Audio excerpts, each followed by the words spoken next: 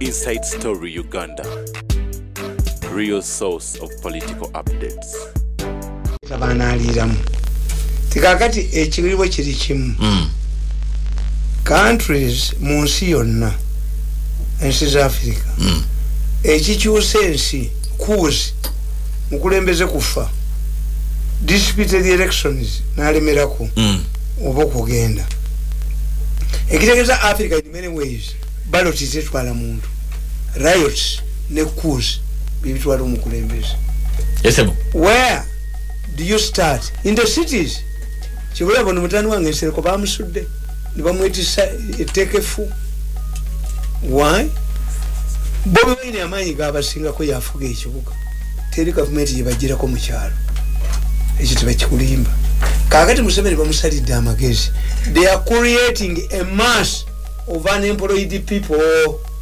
Batembeyi baki neti balina gye babatwala akola kwandika biri emeka 2012 nga kogera ku batembeyi kogedde cold tax park olwalero ebizibu bye tukyalina batembeyi old tax park nkugambe invisible hand yali mbabazi yali azanya Museveni tukulie nga buli wamuwona Kayongo n'omukuba atowo bakatongole no bakuba atababo bani no bakuba atababo no leta basi zitagenda kukola to create a mass nti okoleza bukoleza kabiri nti osereza ligenda mugga kakati kamba bulire era basiru tebasoma pweko ala disi simanyifutu katonda yatuyambye muri sitalimu poza anasa oba gonde akameka niba mukomyabo ne muri sigenera bitalimu ensi ali muwona omusajja takola ko mobilization nadda mugundi.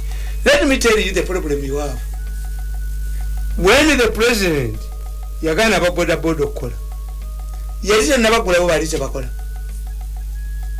mumwalize mutambula ekiro mu kafyu boda zali zikola ekiro nange naziraba niraji numbers nga lwakite bazikwata kyali kitegeeza tiwaliwe yaleeta boda nga ina mission yawe bwaba bakwata boda omanyi nti abapoliisi balina muze bakwatamu ebitali zaabwe. Kakati the problem you have in Kampala oyo akulya security mu Kampala oba bamuyolawa hudu. You have a number of borders in Kampala. Mushrooming. Why? Woman nasoma security. Lwaki boda mpitirivu nnyo mu Kampala zivuddewa nga tezicomplaining nga tezina basaabaze muyita kubanga muli mu boda zitatwala abantu naye nga ziri ku standby waliwo bwe zirikolera mutubuulire kriteria ki aba traffic gye bakozesa okugoba boda emu ne bagikwata endala ne bagireka negenda. Tell us nga nasoma security. Kati how do we solve this problem? Muyinza okuba nabagamba nti ekikulu ekiri mu boda ezo century yali yani 210 yali yani yakayikula century yani tumukunde tumukunde was full border efanani ye Rwanda. What did the generals invest in border? What attracted the generals? Era chembuza nti why do you tell the border people to have a different uniform, to have a mental check-up ngo basto mchekinga? They want to solve a problem they are failed to solve. They want to reduce the number of borders in Kampala. Why? How do I solve them? Karatasi ya border iko wapi? If you know the owners abananyini border ujja kusanga nga border ziri mu Kampala za bantu aba 3 people bantu basatu kubanga mu Uganda oleta border omutwalo gumu ne bakuletera omutwalo gumu tayinza omutwalo gumu ina milioni 10 ani azikola edde ne banka ekuwola bwoba zitwala bweru you convert it into $. Nekati bakyazitwala bweru. Kakati if I identify who owns these borders mbuza kubaba oyina okumanya ebintu bibiri abaana bakolera baki how many border abazivuga nga be bananyinizo abana basinga bazivuga looni era ne bazisasula ne zibeera zaabwe kakati abo bajjemu ate abakoleza abalala kubanga the issue is nti yote yasoma security bamujja Kawempe bavuma Bobi Wine. If you did the security, they are worried. Any security conscious man like me, I'm worried. I'm seeing borders mushrooming everywhere. Where do they get the passengers? 2. Echokubiri. Nti borders zino enyingi bwezityo. I've raised a question which the president must ask himself. Why should the generals, the generals, nabuza lagadi nti odima na utichechi a border, a tire, spare parts, and a jita. Ujamuchechiri odima na out. A jita? Yes. Why is it lagadi interested in the border, and whom does he represent? This is where the crisis is. Why is it that generals erabo bajjako kitatabale sani akitatabye ebyo bawadde ebintu byabo bamusaba mukomera ne bagala omukozesa nengende gwe ngamba muna muwambe ne mama ne mugamba tiono bwana abatanna bategeera taddemu abakolere musase dagenda kuddayo kitatanabula nasirika oluzaite yanyiika tikinesonga chinesonga ene human being chinesonga tuyinza kama musajja mukigo yogosibidde bwerere tikinesonga nidda resolve that tikinesonga analysis yo olowooza nti ekizibu kya boda kisukka kyetulaba olwaleero ekizibu kya boda soko oboze it is purely political. Why is it that the generals, and you must know, most of the border riders at night, these are veterans. Abana bagenze ebweru bwe bakoma one baba sente zaabwe wakiri yasigaza mu milioni ebiri ezigulaki boda kakati tobonyabonya mwana onaavuga. Decide, are we going to have borders in the next 5 years? No, we are creating flyovers kubanga zino ziri speed. Ti omukazi manager eyali agenda okukola interview mu bank yakuba mu mwalawo n'afiirawo temukyamujjukira esebo awo ku katale kano. Kakati what does it mean? Take a bold move by government, Ministry of Transport, Katumba Wamala, ban the importation of borders. Nemulema kujjako baana sente ne basasula gundi PSV, passenger service vehicle, is a border vehicle. Nemubabba mugambe nti in the next 5 years tetujja kubeera naki. Nagende Kenya nga bateesa ku taxi era baba grace period ya 5 years. The taxis were given 5 years grace period, but in Uganda the problem ultimatums bubi ekyo balagidde ngo batwala wa ujje kuduka gukisaka kati kukumikisaka engalo byajikwese gwe bizimbo bijjewo botulaba ekizibu kya boda mu Kampala, ekizibu kya batembeyi, ekizibu kya taxi, ekizibu ky'obutebe, eky'obutale, being supported by 4 ministers, ekizibu ky'obutale 4 million shillings per day. Efudde wa Museveni paka bamutwali wa Museveni nga bamuli courtings nakakana eyakubanga padi bwasama naye olidde omukozi gwe oyo omukazi yabagamba mbu nvudde mu State House kushaba nga bampaddeyo emiliyoni 4 bamaze zimpa abasajja bankutte mu kuba ku Uganda point ne bantwala mu State Bank ne banziba kaataano bagambye bebe oyo omukazi naye yalina ba minister banaba mukoleramu nga batwalira miliyoni 4 padde kivula bayali asamba abantu abakajukira pads. Where will you go? Mukatali yagende yasigala andi nkubulya where will you go? Mumulowooza gamba bole nava mu government ani agenda okuddamu ebibuuzibwa twogera ku capital city of Kampala of Uganda nava mu government emyaka 8 ejize. I'm with you, a man who can don anenali mu shirt party shirt or t-shirt naka kofira kange nempita mu kibuga nga bankubira jambo. They know honest. Akasajja ka Museveni sinza kudduka sigana genda mu opposition kuba bibankoze bingi nnyo naye bwoba tosobola bwoba tokyalina kyosobola kukolera mu gavumenti eno who will believe me ekitegeeza nti waliwo omukazi wabeererawo okukuuma abaana who will believe me kyenda katonyeze munaana simula batuuliza nti ebyo byonna mulina olukiiko lwa Kampala. Museveni yagamba bumba mwagala okulonda abakulembeze b'obutale muli gyesalinga bonna abakoleramu n'emidaala gyabwe ne muliza chairman w'electoral commission bano ne babanga ba voters tewali ayagala kikola. Why?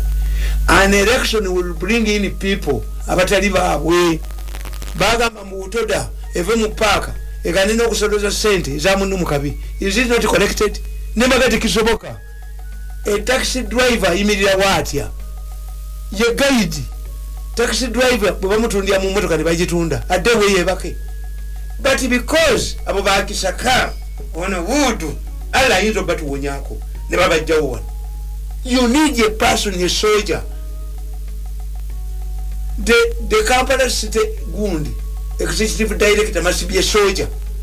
Eggwanga tunalifula lyabannamagye bonna Tamale eggwanga linafuuka are we taking a line of militarizing this country? Okkiriza nti mu Kampala mulimu insecurity, okkiriza nti mu Kampala mulimu a political gundi, a political agenda to create a mass of unemployed people. Baba kunganyi Murundi kumubajjako gavumenti ekyo kyetaaga ki kisaka kisobola ono hudu akisobola yasobera mu jjuzu yasobera ku bifuji. You need a soldier, an officer, a retired officer who combines both intelligence, security management and mobilization. Yes, executive director asana mu Kampala. Kyenda katonyeze munana Metro Kamesa nyiri njagala okwebaza badde muza mulungi okubajjana kidofuuka essaawa zino kwenda nyumba yako njagala ngatemulese kutegeeza tusobodde kubawuliza olwakadde nako ng'executive director akatabo nsomye kaddi 2012 si bye biri wakati wayise emyaka emeka 10 esebo waliwo ekiri solved kuba Abaganda bagamba nti kati bengalye ng'omukazi asirize entamu agikombere mu fumbiro. These people cannot solve any of these issues. Why? They are beneficiaries. People, borders are alarming. Abatembeyi are alarming. Where do they come from? Do they come from anti-heroes? Where do they emerge? Kyena bagambi ti Bobi Wine mulokole era ina amanyi mangi nnyo. Bobi Wine ategeera omuntu gwe basudde ku kkubo nga bamutwekyalinze. Bobi Wine amutwale bwe magere n'atambula ate babatwala mu ddwaliro amusomera n'atambula gwe batutte magere ng'ali mu kagaali kati mbabuuza does government examine these people babatuufu oba si batuufu? Two, why is it that these people are not killed but they are tortured and thrown on the way? How come that the judges don't dismiss cases involving torture? Because the constitution is against torture, which means any case, any tortured person brought before court, a judge would dismiss it. Kyenda katonyeze munana musule bulungi balwanyisa Museveni mweraba nga bwe natekitinga mbabazi bwe mbagambi lwabwogo naye ajja kwesimba ku bwa president omulungi awuliriza tulineweza Tamale Mirundi mutabani wa Yolanda Mirundi n'amatovu era twogera ku nsonga enkulu mbadde mbagamba ezikwata ku ggwanga Uganda tutandise n'okukwatibwa kwa Dr. Baterana naye ng'ate n'ensonga za Kampala nkulu nnyo era nankabirwa wetulaga yavayo n'agamba tusasule abawumeme bagende billions ne mubuuza tusasule abawumeme bagende why do you talk about compensating anyiga ebiwundu bya kalulu? Don't we have another alternative? What if we negotiate? Because by the time Uganda signed, the Uganda government signed that agreement with the Umeme to have electricity shortages. An agreement remains in force as long as the conditions under which it was negotiated remain constant. Katrina dams and yes. Two, if Umeme goes, are we going to do it with, are we not going to hire another company? ebyo Nankabirwa yali tabyanukula ngali ku kimu bonna bagandi tusasula sente bweziti kuli gundi kakati kubanga namubuuza wali wendala tetuyinza kubuuka omusulo ne tulinya mu B and for me I right nembuuza Nankabirwa to tell us Museveni created a company called Leah. Leah was not part of Umeme. If Leah had utilized properly million years Museveni ebina million bina yes sir bina million bimeka bina bya dollar okutambuza amasenyazi rural express gundi era abantu babagamba nti emiti rural electrification yes sir kakati million years namubuuza singa amasannyalaze ago ng'eyo Leya yakola bagezayo mu ministry ye yagaana okukola why sente bazimba kakati mmwe bagenda ne babakwata singa eggwanga lino lyali terinina okalaba akatabo kano kapya yesebo karoke katabo kanga akapya how mafias undermine Museveni's government a focus on women kwankula Nankabirwa yesebo because for me I used facts Nankabirwa mubuuza oyagala umeme tugisasule nkubanga mu compensation mwe bakola ki mwe bafunira yes kitutuusa ku question eri Kampala park egenda abatembeyi bagenda nakubuulira ekyo ekya paaka nababuulira ekyo kiwanuka yakizanyiramu kiwanuka ki abo bakoddomi ba Museveni let me tell you me mbadde mu bya taxi ebyo ferongo time omuyindi yajja wano n'agamba nti asobola okukola taxi park eyo yonna n'agikolamu local apps amaduuka n'akola ne kalina 7 nga za parking ya motoka you drive your worker inside they put it to the lift n'ogenda ekyalo kikyayo kumakya oba olweggulo abawutoda ne bamutwala emisinde Sibana kizo nampita omuyindi n'atuukirira nanga ndi wayi bangambye abawutoda obamanyi naye uyinza okukola kananawo nitukola joint venture nimugaba abawutoda bali scared kubanga buli gwagala okukolagana naye ababba sematimbo yabayingiramu ngaga nti agaba amafuta naye ng'emmotoka ey'ejjinja agigambe egenda enywa amafuta lita 5 e Masaka ne bamugwamu kuba emmotoka tuzimanyi kakati Sibana nampita nitula ne Sibana ne Segane Sibana n'agamba nti abasajja tebagenda kukkiriza nedda sente nzijeewo n'ayita abagagga 7 n'abagamba ti nja kubawa paaka ku paaka approach tebagenda mu land commission Sibana tebalina kiwandiiko kyonna when Sibana was going he did it two things one yabongeramu abalala 4 ne bawera 11 one was my friend Kakumba the rate yena atunda naddukawo let these people tell you that they are applied for land through Kampala City Council land commission that they have documents kiwanuka yabirimu Anthony Jeno bagala Museveni asasule kenda esebo what if when do you claim anti oyogedde ku compensation timwe bafunira necha park eno kimu ku bukodi obwagala bagala area eyo because of the taxi park when do you claim bwe bali bagikola into taxi park why didn't they claim tuina weta kaliafu musoke mulikabe mulijewo kinayi nchebuza lwaki balinda sente y'omumusolo n'emala okugendawo oluvannyuma ne bajja ate ne basimamu ebintu why did they go to Kiwanuka Attorney General not through Kampala City Council Museveni bw'anaava takutte Kiwanuka ne banne gavumenti yebagisudde kyenda katonyeze mwana olina wompadde ensome sente zibayitiridde abaana abo olina akatabo kompadde ensome Museveni atandise obategeera naye bw'abategeeredde nga ffe twakoowa twadde ewaffe okuzi gyewange okudda mu kukolera gavumenti eno I must control mama wange yangu gwe baakuba amagulu ne bamumenya amagulu muganda naye tisikuwagira Museveni n'ayita mwenda n'atuula mu ntebe n'atuulaawo n'aŋŋamba namuvumye ne bankayuka kasasiro ku jirikiti manga mbuuza wakimayo ki ne aba bakubonya abonya boyogera ku radio buli kaseera wekimayuki. Where did you go to them? I killed my career, political career. Namale miaka 14 mu State House thinking that I had a future. Budget amuluna kulum. Today I'm Iraqi man. Organ itwaje kubangana obutaminga bakati bwa bulimba. Kakati buli mwegera ku organize. Siye kiri mawulisi. Yesebo. After 8 years. Lwaboko tamutegedde. Eyango banga ngairwa aboga ngo bate mu joining. Era bino byonna byakola mu ngende wa Kalisa ya birimu kubanga Kalisa naye bali womu.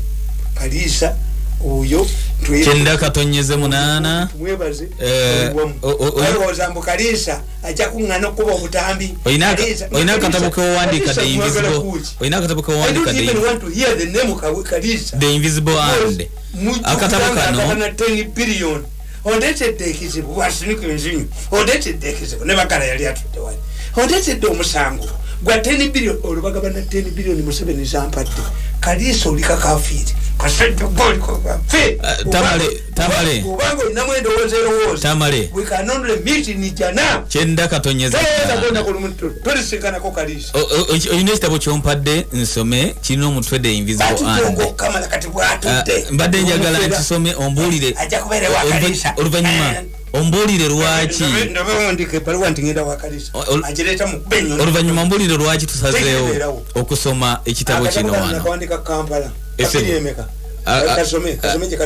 akatabo wakawandiika 2012 lunakuki ennaku z'omwezi zaali 19 omwezi gwali gwa 7 esebo 2012 tutandikirawo tugende wano wongambye tutandikire tuli ku page 34 mu katabo ke bayise the invisible hand era akatabo kano tutandikidde ku nambe mu ku page 34 bwo kalina osobola okugoberera naffe tutandikidde wakati kati yawo tutandikidde ku nambe mu era tutambula bwe tuti UTODA is a legal entity of its leaders. UTODA is a legal entity if its leaders refuse to call an annual general meeting. Members can petition the registrar of companies to call it and kick out the leadership and pave way for fresh elections. We can define who is a taxi driver and the owner and help them to form another organization. This should be the role of the Minister of Trade and Cooperatives. You do not burn a house to get rid of lizards. 3.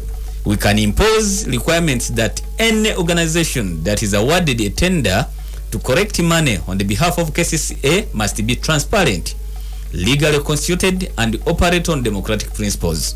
We can therefore help the tax operators to democratize UTODA without undermining it if our target is not to grab their money, in the process destroy an organization that has survived for over 25 years. It only clearly evident that Musisi does not want to provide a permanent solution, including those who support the buses. They want to perpetuate the confusion as they consolidate themselves and kill the taxi business. She recently took over the collection of KCC revenue from UTODA. Her media allies fed the public with paid-up adverts in the form of stories. The new vision came up with a screaming headline that Musisi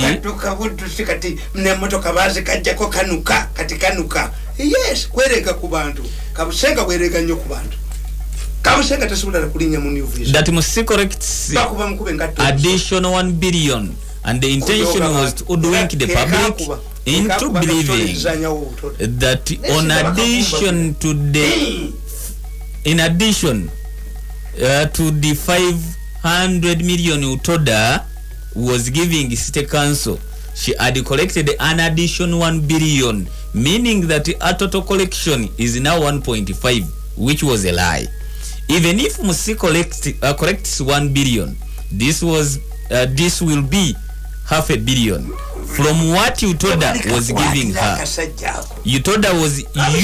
UTODA was using its network, including a fleet of cars, It was mindful of its enemies who wanted to foment trouble at such a time, and the KCC employed maximum force, registering 95% that Utoda could not do. So in my opinion, I'm not seeing much difference between the two figures. Finally, on Utoda, the steering group manifested itself. At first, it was accusing the Utoda leadership of corruption. However, Musisa appointed the chief corrupt as chairman of an interim organization. However, when the buses arrived and Utoda destroyed the Katongole committee was dissolved. Those bears the hallmarks of the stealing group that uses a person only to dump him later after completing its mission. If Katongole was a thief, how could those fighting him work together after the destruction of Utoda? It was a top-over designed by the invisible hand which Musi did not detect or connived with. Market wrangles. The steering group applies the same tactics against its target. They also target the markets because of the land value and the revenue collected and to undermine the Museveni's popularity among the vendors. Like in the Utoda example, they created leveling factions against leadership. They used the media against the current leadership and both the president's name and police deployments. The police involvement is to convince the target groups that the state is on the side of the thieves. Remember, the targeted leaders fought hard in the recent elections and were perceived to be the president's point men in those organizations. For example, in Owino, Kayonga had been appointed a presidential advisor, which attracted the oath of the steering group. They also waved the corruption card. However, the president gave a directive that markets should be developed by sitting tenants. This is why government compensated Basajja Balaba to ensure that markets revert the vendors. Vendors, according to the president, could develop the markets themselves, with others or with government. However, like in Utoda, the organization in charge before this presidential directive took over the implementation of the directive. The thieves wanted to grab this land in the same style they grabbed Utoda money. They financed and masterminded wrangles in markets to present itself as a vote of no confidence in the current leadership. Unlike in Utoda, both the Owino and Nakasero groups had bought the land and were ready to develop.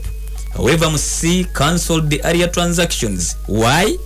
If she implemented the provisions of the area agreements, the thieves could not grab the land.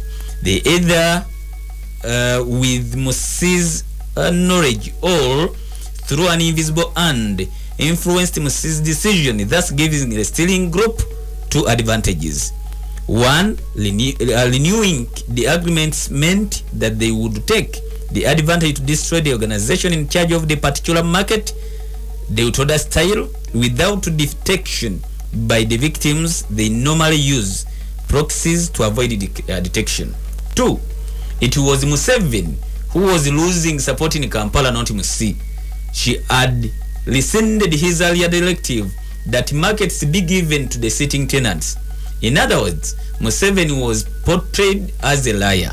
This explains why the Kabaka was visiting Kampala. He went to Nakasero market thereafter. Lukwaga and Dr. Besigye became regular visitors to the market. They wanted to expose the president as a liar, and they knew that Musi was helping in their crusade, and insurgents not ready but determined to destroy the leadership of Nakasero market without knowing that her actions were undermining Museveni and helping the enemy. In her determination, she locked the offices of Nakasero market, sent KCC revenue collectors back into the market. This was intended to create trouble for the Nakasero market leadership that had collected money from vendors for the construction of the market to demand their area contributions. They were also arrested over flamed up murder charges to create leadership vacuum panic, confusion among the market vendors. Members of the steering group reasoned that in case of the leadership vacuum created by arresting the leaders on a non-bearable offense, which was murder, they had broken the backbone of the determination of the vendors.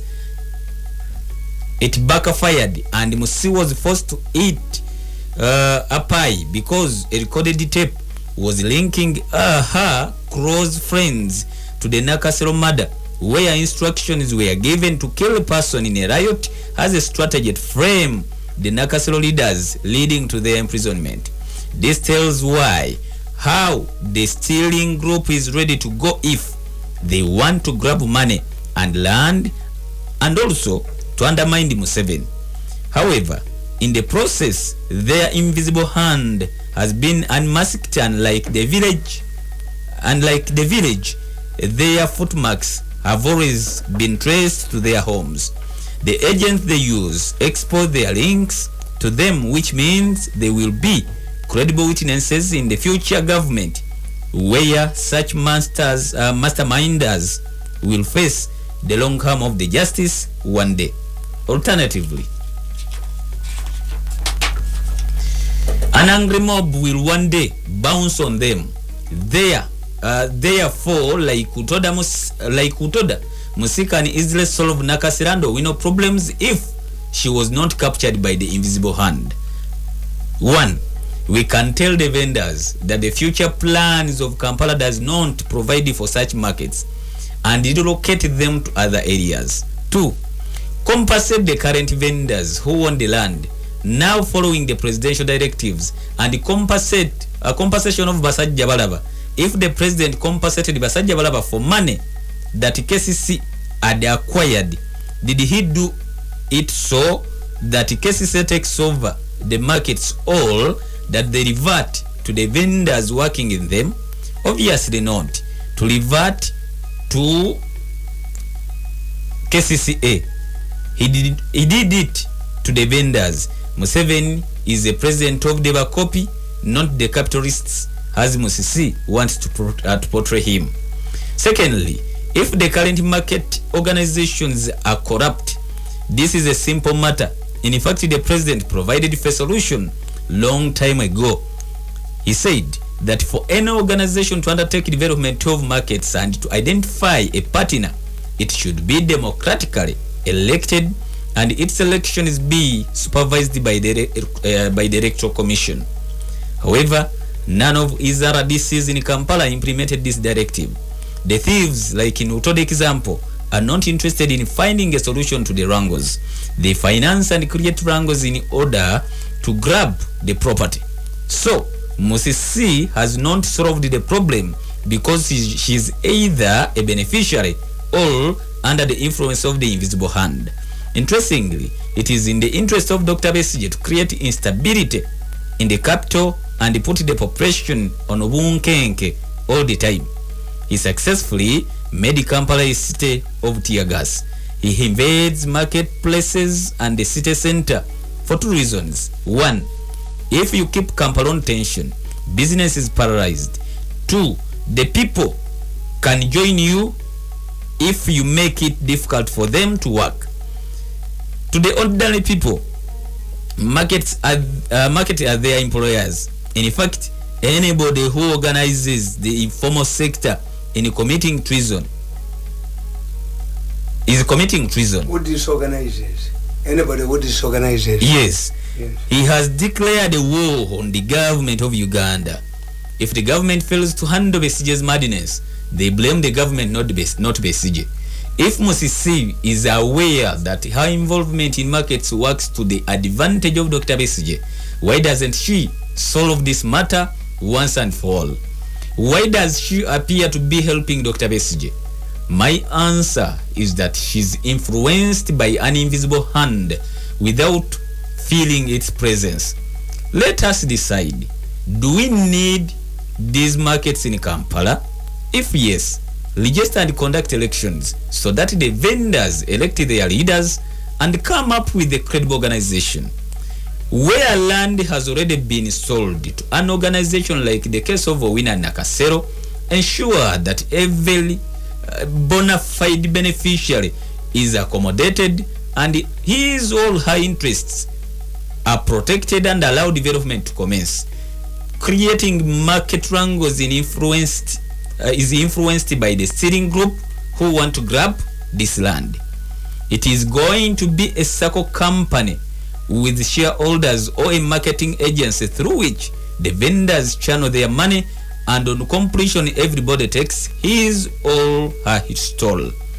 Finally, the thieves are looking for a second phase of compensation.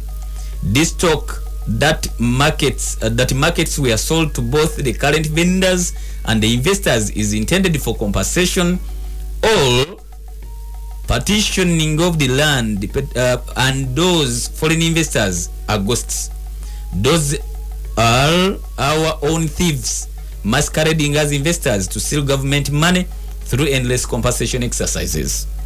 On the old tax pack, land was sold to 7 original businessmen without advertisement. The council leaders had taken a bribe from an Indian investor to develop the tax pack. According to the plan, the Indian wanted to construct 4 foundation floors to the taxes and lockups. The second for businesses like salons and bigger shops, and to the top and the top 2 for parking facilities. Chenda katonyeze munana, cars would be transported to the top through lifts. However, Utoda used the violence and the project was blocked, and the Indian demanded his bribe. The Muhindi demanded for his bribe, which the KCC officials did not have. A deal was stuck. Therefore, they secretly contacted 7 businessmen to buy the old tax pack and leave the carpet land between the plots to Utoda operations. Utoda leadership, who had excellent working relationship with KCC, agreed to the deal to retain the carpet. However, KCC later increased the number from 7 to 11. The businessmen agreed. This has always been a constant problem to KCC, fighting over tax pack. Let us agree. Do we need the tax pack in this place? The businessmen who bought this land rejected compensation from government because they bought the land cheaply but lack legal ownership of the land. The land was not advertised by KCC as required by the law. They want to retain the land. The drivers have also laid claim on the land. What is the solution? Simple. Do we need a tax pack here? If the businessmen who bought this land want it because it borders the tax pack, its removal will force them to accept compensation or allow them and the other claimants to develop their plots. Why does Madam Musisi perpetuate this problem? My answer is that it helps the invisible hand because it is a constant source of instability that Dr. Besigye uses to destabilize the city whoever wishes. Now the Batembe question. Madam Musisi's biggest blunder was on Batembe. The anti-Batembe sentiments were spearheaded by Kasita. Kasita was hijacked by Dr. Besigye's supporters and uses it whoever he likes. The problem in Kampala was garbage collection, not Batembe. This was a result of high rent charged by the landlords. They wanted to force everybody into the building. They blame those high rates in the government. Kasita does not fight the landlords. Why? Why don't we see Batembe selling old shoes in front of butter shops? The answer is simple. The butter clients cannot buy the old shoes. Why don't we see the post office management chasing those who sell stamps and envelopes on their premises away when they are selling the same items post office sells? The answer is that the vendors are agents of post office managers who steal those very items and give them to the vendors in order to ensure their monitoring and prompt payment. They are allowed to operate on the same premises, which would be a monopoly of post office. Therefore, since the Batembe in Kampala are selling the same items, those inside the shops are selling under the same conditions. Buyers will see no difference between the buying from inside shops and to buy from Batembe, since the goods of the same type and are sold on the same conditions. However, the Batembe are persuasive, cheaper and accessible because of the low operating costs. Many shops in Uganda do not provide security and guarantees to what they sell. Even if the item is fake or fails to work, they will not accept customers to return them. They also rebranded old items, new covers, and sell them expensively to be unsuspecting buyers. To the unsuspecting buyers. This is why the people prefer the outside Batembe to the inside shop. To the inside the shop Batembe. Buying an item from a shop exposes the buyers to the same problems you would face if you bought from Mutembe. Why should an organization like Kasita fail to check arcade owners? They charge rent in dollars. They do not respect agreements. They charge different levies on addition to rent. Why is it that those do not attract Kasita's attention and devote efforts on government and Museveni? If you attribute the hardships the tenants face in Kampala to the arcade owners, you'll be exonerating Museveni, which the owners and Kasita leaders do not want. Instruction from Kasita financiers is to blame Museveni for everything. Their doctrine is that blame everything on Museveni, and Musi has not realized this. This invisible hand took advantage of Musi's political naivety to undermine the president in Kampala. They demanded billions of shillings to return the Batembe back into the markets, explaining that there were several existing stalls. However, those are the same markets that were constantly locked by wrangles influenced by the invisible hand and thieves. Museveni is like a person who collects money from the relatives to exhume the body of a dead relative in order to accord her or him a decent burial at the family's burial site, and at the same time sells the burial site to another person. Even if the body is exhumed, it will not be buried at the burial site, which is under the control of a non-relative. The new owner may even decide to turn it into something else. Therefore, how can they get billions from the president to return the vendors to the markets which have been already sold? Why don't we use this money to buy a new burial site? Likewise, why don't we use Museveni's billion to construct a new market? My answer is that they do not solve the problem for both political and economic reasons. Why should Musi displace the vendors and get billions from the president to return the vendors into markets that have been sold to other people who have different plans for them?